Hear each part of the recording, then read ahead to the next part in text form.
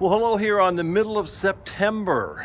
It's a beautiful day in Oakland, and the fires have calmed down. They're not gone, so there's less smoke. We had rain last week, so we had some rain that helped the firefighters fight it. So I wanted to put a video up, haven't had one for a while, and I wanted to talk about the airplane, twin Cessnas, or twin engine airplanes in general. Go through some of the features, some of the pros and cons, not too many cons, and just something to show up and to post on a trip to Auburn. So come along, let's get inside, ride along, and let's see what we get.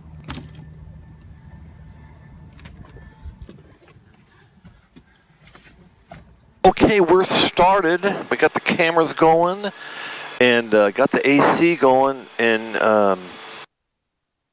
you know, the pro for the plane is it's got air conditioning. The con is it's an insulated twin engine airplane, small windows, but they're plastic and they radiate the heat.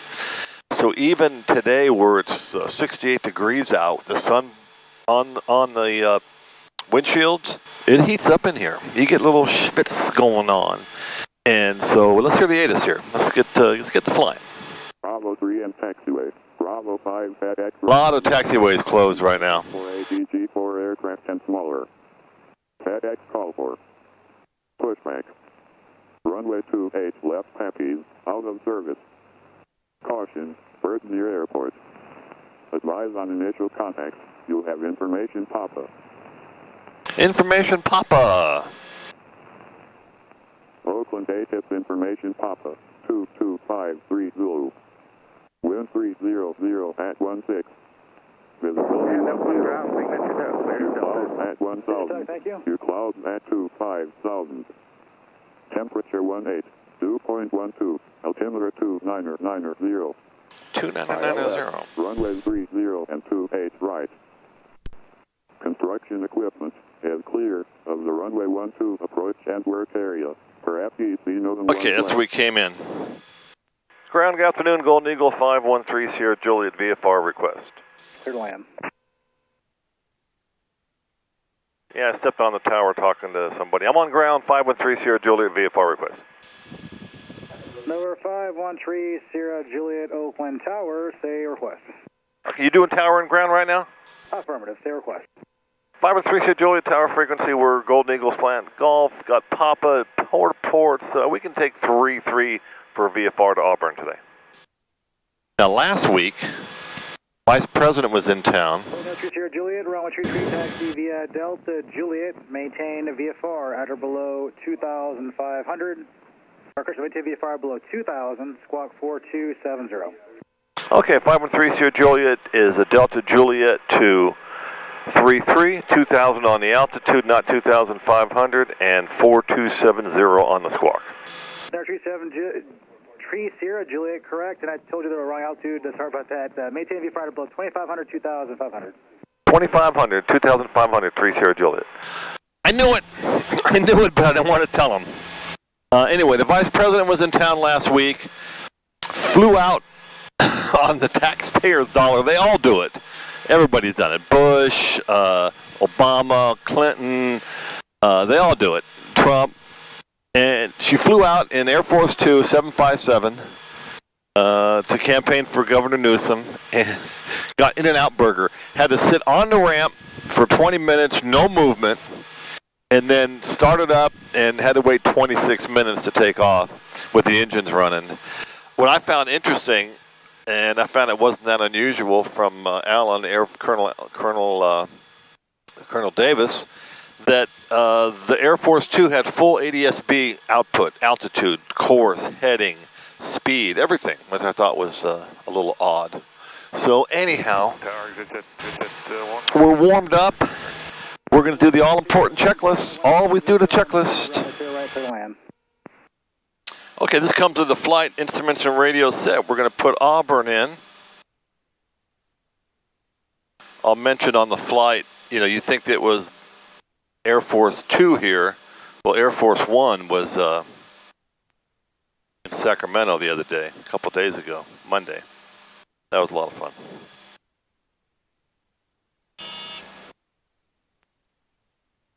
All important checklist is complete. All right, so what do we got going on here? Got the air conditioner blowing on the other headset. Okay, we are going to stop for a second. You know, the beauty of this plane, I got double radios, GTN 750s. Used to have a 530-430 in the other plane. Whiskey, turn right at Juliet. Hold short runway to right. So I know we're going to get 120.9er or 27.0, so we're going to try to guess that. Cherry 44 open ground, maintain VFR to below 2,000. And we're going to do our usual. We're ready to go. Tower 513 Sierra Juliet, ready for takeoff, VFR 33. Golden Eagle 513 Sierra Juliet, Oakland Tower, McGrath, turn on course, 13013, runway 33, clear for takeoff. Clear for takeoff on course, 513 Sierra Juliet, runway 33. Okay, time check, transponder check, traffic check, full mixture. All right. We want fuel flow first.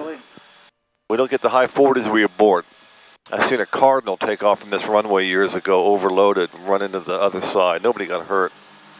The shorter runway. Okay, there's our fuel. Okay, high 40s, switch over here to the airspeed, 60. Boy, I can feel the wind, 70. I got to get this thing off the ground. Get the pressure off the gear, tap the brakes, pull the gear up, pitch for blue line, which is single engine, safe single engine speed. Turn right on course so my neighbors don't call up the hotline and bitch about the noise. There's blue line. And we're going to roll out here. Let's recenter the needle here. We'll hand fly it for a bit. November 3, Sierra Juliet, radar contact altitude. 3 Sierra Juliet, passing through 650.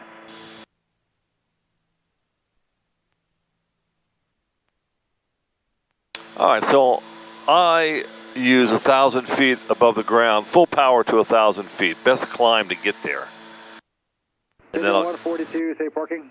32 inches of manifold pressure. 42, turn right taxiway Juliet and taxi via 18 RPM, 1800 RPM. Juliet, Charlie with you. And that sounds low, Challenger 1 Tango Whiskey, safe but parking. because it's a geared engine, Challenger 1 Tango Juliet, cross from to right. it's 1800 is the equivalent of like 2400 on a direct drive. And then we'll start pulling the... Eagle 3 Sierra Juliet, contact NorCal approach 120.9er. 3 Sierra Juliet, 120.9er, thanks, Henslow. Okay.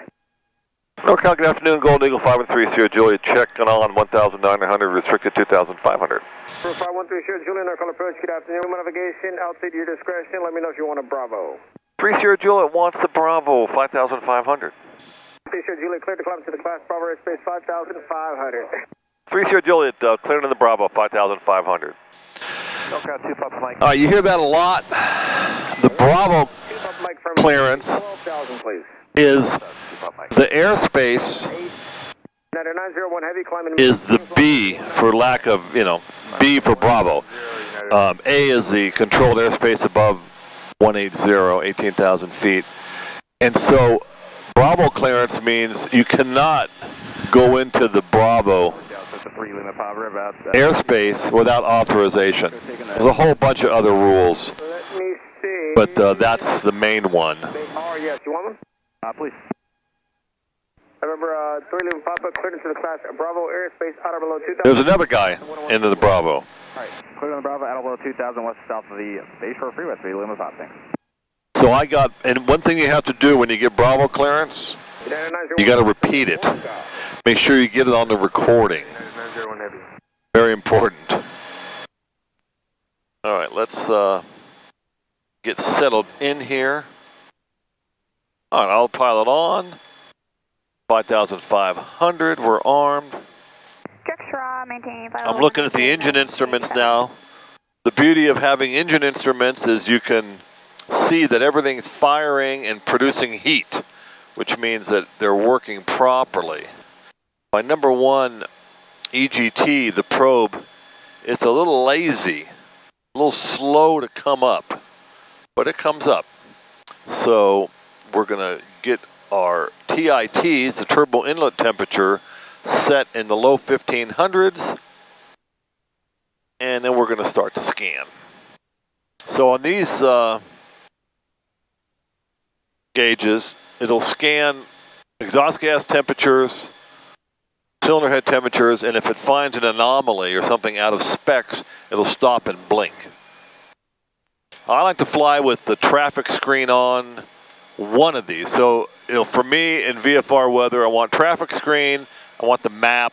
November 3 Lima Papa, connect San Francisco. I got the Garmin Pilot as a VFR backup. 0.53 Lima. I probably need a new iPad because this got the Gen 5 software, 9.7 Pro, and it's doggy with this latest Garmin Pilot upgrade, the software. All right, so I should change that.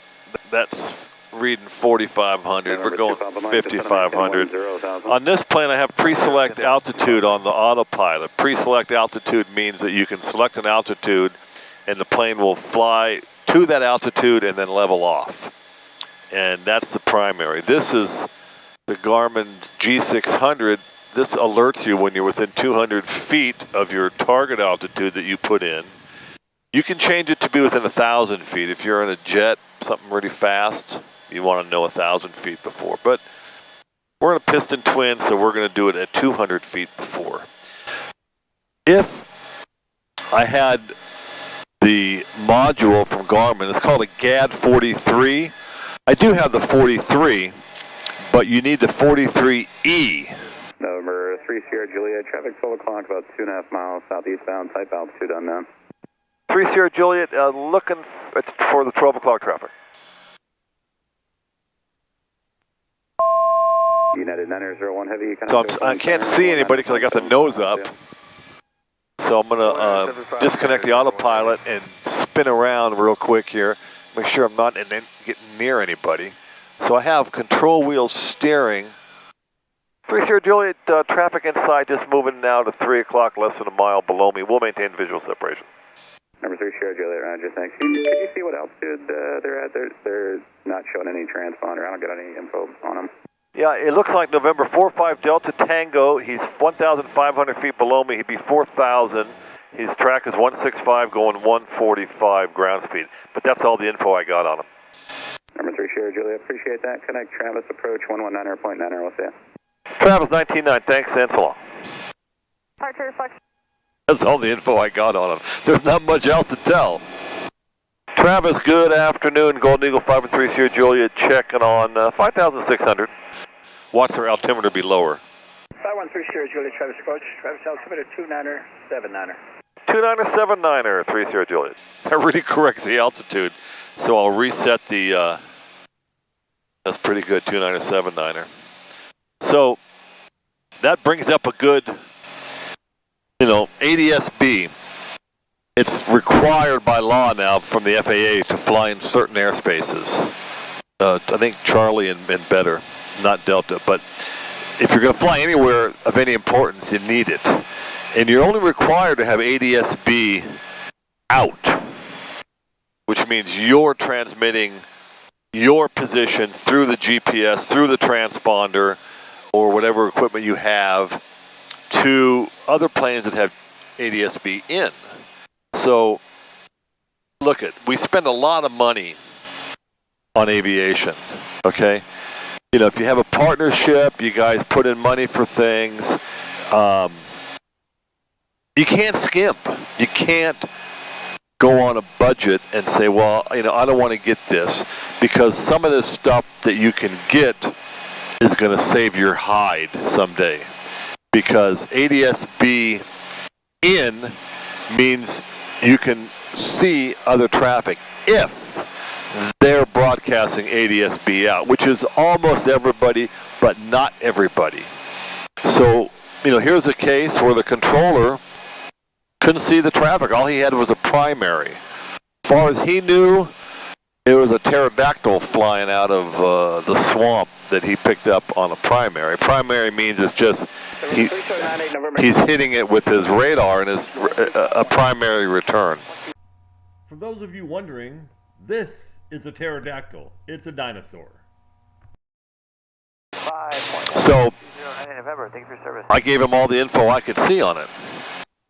Now lately on this ride, we've been getting signals from some moron broadcasting. It's like an FM radio broadcasting on 19.9. I'm glad to see that it's gone. Let's see what we got on the G600. I'd point to you with my finger, but got a big old ugly Band-Aid on it. So let's use the old pen. So G600 says it's we're on the GPS 1. It's 5:05 in the afternoon, 68 degrees out. You got a tailwind of 6 or 7 knots. True airspeed 189, indicating 169, which matches here. Ground speed 193. Turn coordinator straight and level. 5,500 is a bug. That's where we're at. 2079 on the barometer.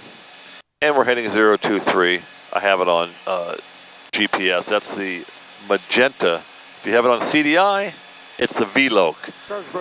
So I'll go back to the VLOC in a second here. And then nav 1, nav 2. If I put nav 1, there goes to Oakland. Let's switch nav 2 to Sacramento. You'll see the double line switch around. So the double line points to Sacramento VOR, and the single line points to the Oakland VOR. So that's the magenta for when you're on GPS. Now the VLOC is the VOR localizer. So I might mess up my autopilot. So this is your HSI. You can have an HSI, or some planes have just the VOR receiver with the one needle, and then some have the one with the Jeeps. Let me go online and find a picture of one. Here is the old style VOR localizer with a glide slope needle. So that's what it looks like if you don't have an HSI.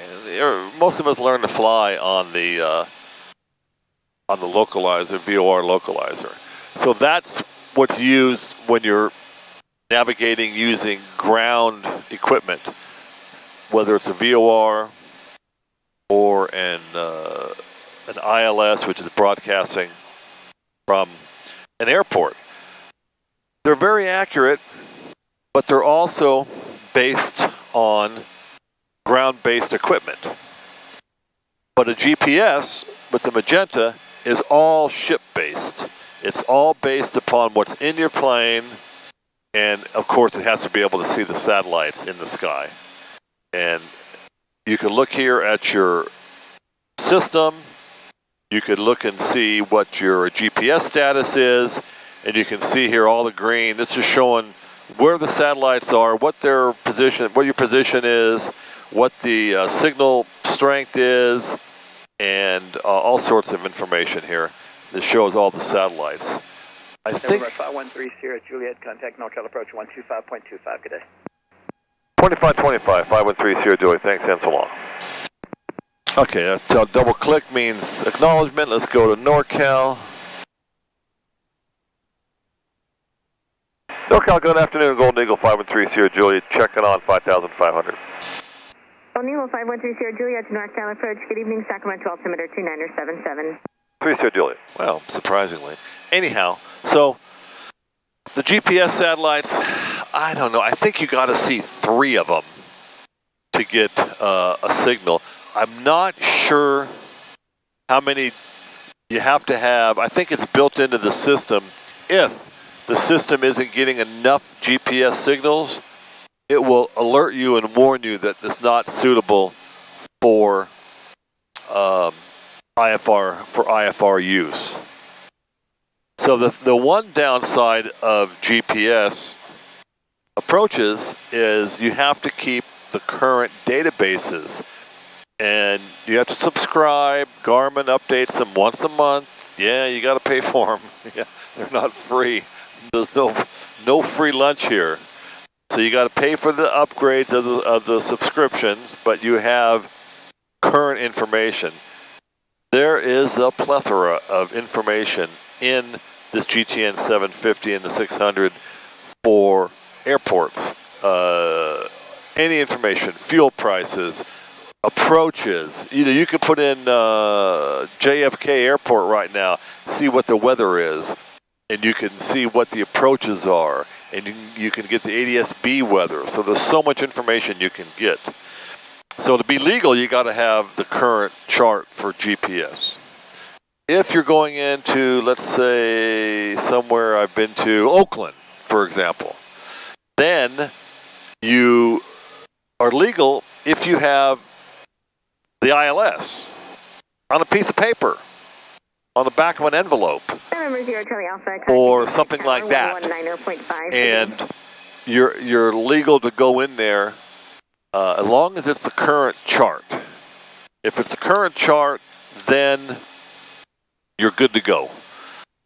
Or you can have it, the FAA accepts it on an iPad. As long as the current chart, if you have Garmin Pilot or ForeFlight, yeah. You could even have, no, you can't quote me on that. I don't know if it's legal or not if you had a PDF of the chart. I would think so, because electronic charts are acceptable. So that's all. This camera here, battery went dead. I'm just letting it go. I gotta look and make sure the other guys are still running. 1, 2, are you still on back there? Yeah, okay. So we're not gonna talk to that camera because he turned himself off. Let's just see if we turn him back on, what he does. I think the battery went dead. I'm not gonna fiddle fart around with that one right now. So what do we got? We got 13 minutes to Auburn. They're using 2.5 most likely if the wind's 210. So as I'm sitting here over Dixon, if anybody knows Dixon, if you like tomatoes, you'll like Dixon because they grow tomatoes there. But I can see Mather Airport. So the president came in the other day, Air Force One, and they had these TFRs. Everything was lighting up red. It was on Monday. So they had a 30-mile TFR for no movement from the surface to 18,000. And since your IFR above 18,000, then it's like to infinity. You could go IFR over the top of it. But he came in, stopped in Idaho, came into here, Air Force One, and he had some Osprey, Osprey V-22s there, and helicopters, and a bunch of cars, all of the SUVs that they have, and then they took them up and went up to Tahoe area and observed the fire. And there's somebody I see out the front window, 2,000 above us, southwest. No, it's OXE 2135 going 280 knots. He's going to be no factor. Maybe she might call him for wake turbulence. I doubt it. No, he's too far away. So while I mentioned wake turbulence, it's like the wake in a boat. It's what the wings are lifting the plane up. They create lift. And they cause disturbance on the air underneath them. And it causes turbulence. You could get into some deep trouble if you get into wake turbulence. The two things about wake turbulence is that the wakes, they descend at about 500 feet a minute and they dissipate in 3 minutes. So you have to see where you are in relation to someone. I had a plane, I had a 210 I owned for 5 years, and before I bought it, it got caught in a wake landing behind another large plane, a large jet in Denver maybe, somewhere in the Midwest. And it, porpoise, little flipper action, boom, prop strike. Had a different engine in it when I had it. But that was on the, NTSB report, November 3423 Foxtrot. Look it up. I think it was in the late 80s that did that. So you got to watch, you got to be careful of the wake. 757s have a big wake. Heavier the plane, the more of the wake turbulence there is. So they had, the whole area shut down. It was really quiet up at Auburn Monday because it was 1:45 in the afternoon till 6 o'clock. It was all shut down. Mather's a good place for the President's Air Force One to land because it's out there. It used to be an Air Force base, and there's a lot of land there, and you can keep all the bad guys away. So we're just about coming up over SAC Executive right now. 10 minutes out. All right. So like I said, the fire's much better. It pays to keep your IFR skills sharp so that... Golden Eagle 3 Sierra Juliet, turn right heading 040, vector for additional traffic. 3 Sierra Juliet, right turn 040. All right, let's do the old 040 then. Who is that going to be for? So we can look. Let's get our heading in there first. Delta 1275, NorCal departure, radar contact. Might be Southwest 1275. He's not showing up yet. UPS 2958, heavy traffic diverging at 11 o'clock and 4 miles south on to Cherokee 3500. That's not me. Archer 75 Zulu, traffic now, let's see, it's 8 o'clock and 4 miles southwest on heavy Boeing 767 4000. So we're lucky here in the Sacramento area. We got Mather on this side and McClellan on this side. Air tankers fly out of McClellan, 10,000 foot runway, big runway. Also used to be an Air Force base. Expect direct dinger. I think it was decommissioned during the Clinton years. UPS 2958, heavy traffic, no factor, contact Mesa Tower, 120.65, good day. So we can descend because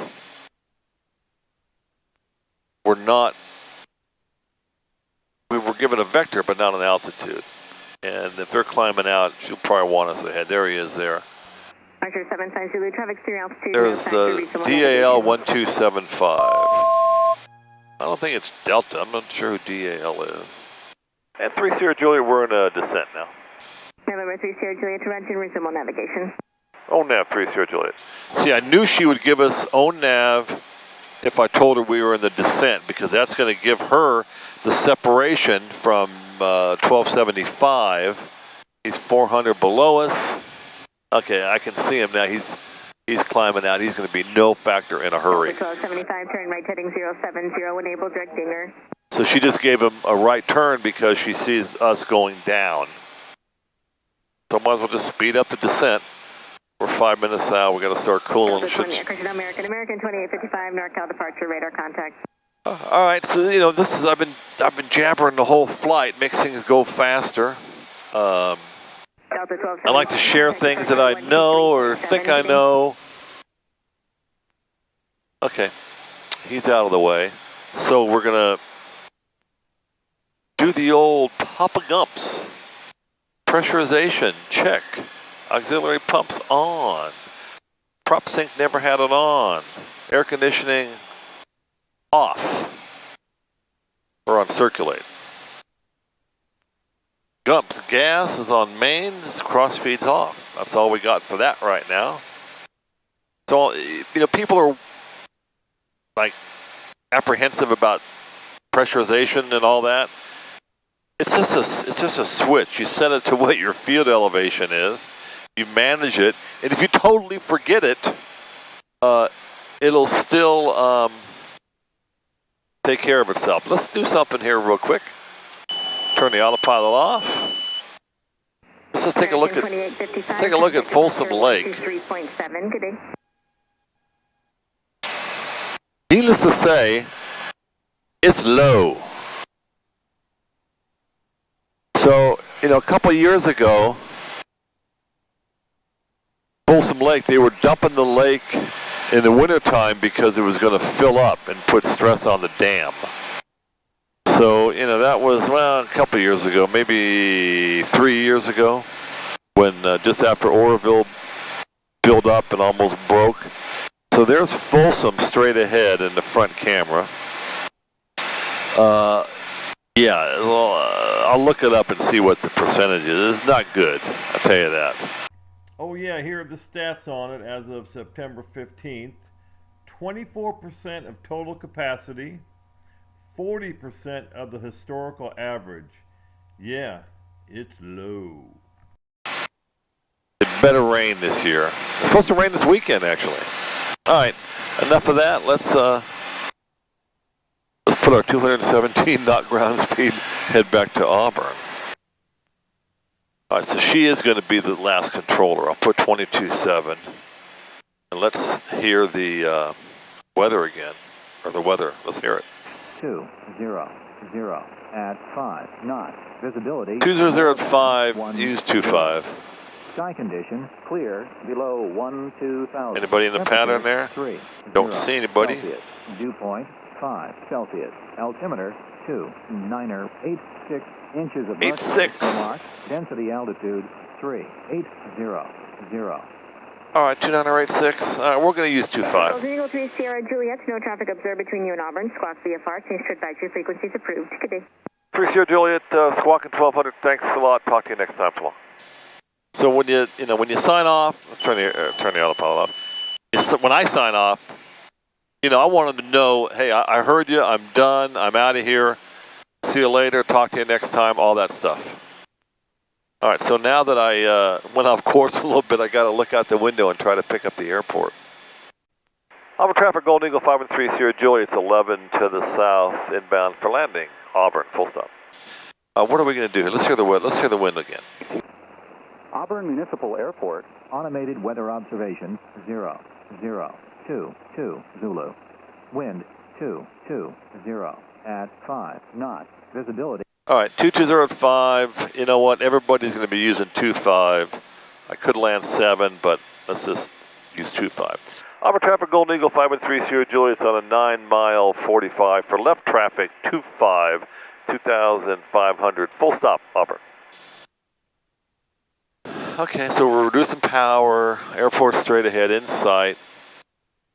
I couldn't see it through the haze, so I was just going by my GPS when I rolled out from Folsom Lake. I mean, I've been here a gazillion times. I know it's in the general direction. They didn't move it since I left on Monday, I don't think. I keep producing power. So the reason why I like 7 here in Auburn, no, it's not because my hangar is at the other end. Actually it is, but no, not really. It's because 25 is downhill. And it's downhill and short. And this plane goes fast, so I got to drag it in. When you land 7, you land uphill. Auburn traffic, Golden Eagle 513 Sierra Juliet, 5 south on the 45 left traffic, 25, full stop, Auburn, 2,500 feet. So you don't know who's on ADSB and who's not. Who's not? We got the guys in the gyrocopters that come here from Lincoln a lot for breakfast and lunch, and I don't think they broadcast ADSB. So I can't stress it enough times, the GUMPS, gas undercarriage, mixture, props, speed.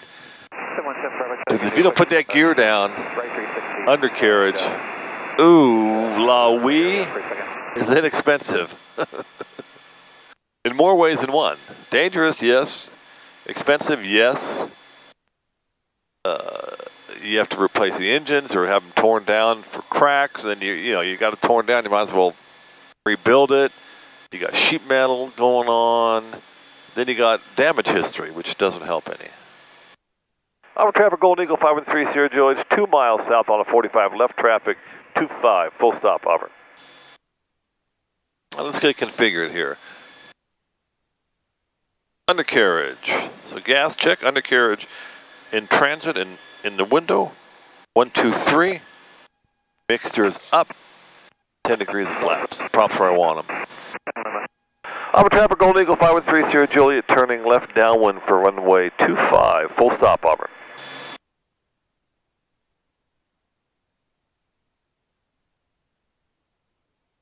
All right, we're going to go and no short approaches here. We're going to go extend out a little bit.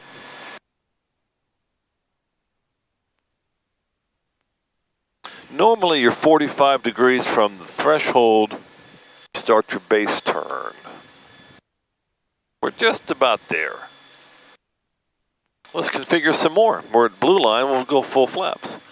Auburn traffic, Golden Eagle 513 Sierra Juliet, left base, runway 25, full stop, Auburn.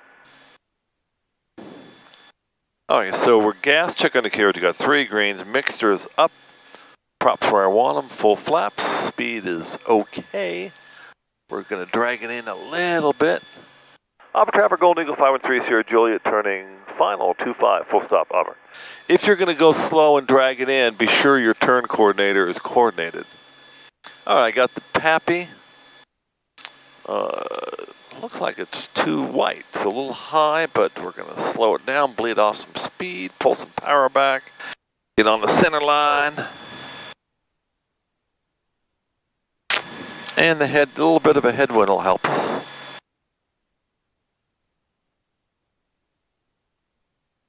And we're sinking right in. There comes one red, one white.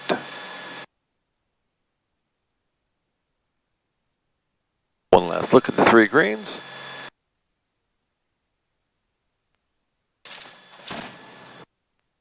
And we're down. You know, I put it down early because you lose your brakes or something here. Put the speed brakes up, slow down. You lose your brakes right here, you're going to have a hard time getting off the runway. You know, so I'm on the brakes and I'm still going to the end. Save your brakes, not so much this time. I mean, that was a normal approach, just had to put it down. Auburn traffic, Golden Eagle 513 Sierra Juliet, cleared 25, going to Parker Auburn.